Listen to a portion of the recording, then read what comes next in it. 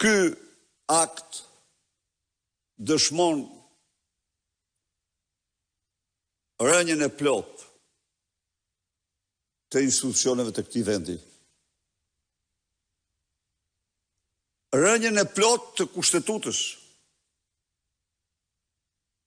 Rënien e plot të ligjeve. Kur një gjykat shkelmon ligjin e vet, që s'mund ta bëj kurrë. Po nëse ata gjykatës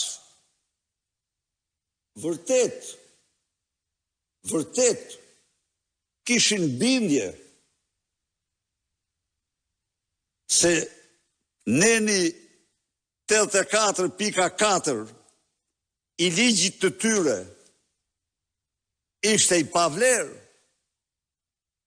ata kishin çdo të drejtë t'i kërkonin ligjvendësit abrogimin e këtij ligji, amendimin e këtij ligji, po s'kishin kur të drejtë ta shkelmonin atë. Shkelmimi i ligjit është shkelmimi i sovranitetit të qytetarëve. Është shkelmimi i institucionit të parlamentit. Është shkelmimi i vullnetit të qytetarëve. Dhe këtë e bën në mënyrën më skandaloze. Institucioni kryesor, po që është një produkt monstruos i reformës rrugësorësit në Shqipëri. Nuk mund të ketë as fjalë, as epitete për të përshkruar të skandal të paimagjinueshëm. Dakor, ti mendon, mor zotëri, se mandati i kësaj zonja apo i këtij zotërie duhet të jetë 4 vjeçar. Po ligji thotë se kjo ka marrë fund. Kjo praktik ka marrë fund në vitin 2022 dhe ti ke qenë president. Pse nuk kërkove ndryshimin apo nuk ka nevojë se parlamenti nuk ekziston? Se vullneti i qytetarëve nuk ekziston.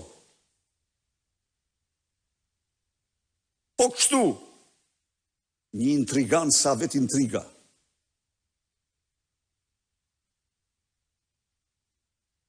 Njëri që me tentakulat e tij ka lëshuar kthjetrat mbi sistemin e drejtësisë si kur ndonjëherë më parë.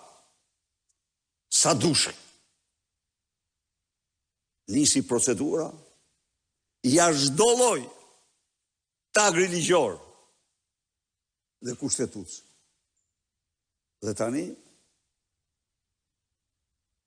e mbyllën këtë cikël me vendimin e djeshëm. Partia Demokratike e denoncon dhe denon me forcën më të madhe këtë akt të papërgjegjshëm, të dëshmi flagrante, të dhunimit të kushtetutës, ligjeve të vendit, por dhe opinionit të një institucionit të respektuar në Europë dhe në mbar botë për ekspertizën e tij ligjore siç është Komisioni i Venecias.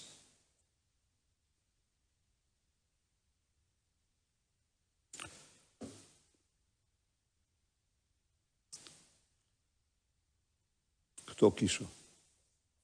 Për të mbetur tek dënimi që ju i bë të ndërprerjes mandatit gjyqtares Sonila Betja. Përmendët pak më parë që ajo ishte relatore e çështjes së pezullimit të dekretit presidencial për zgjedhjet e pjesshme në Tiranë. A mendoni se ndërprerja e mandatit të saj është një hakmarrje politike për këtë vendim? Pyetja e parë.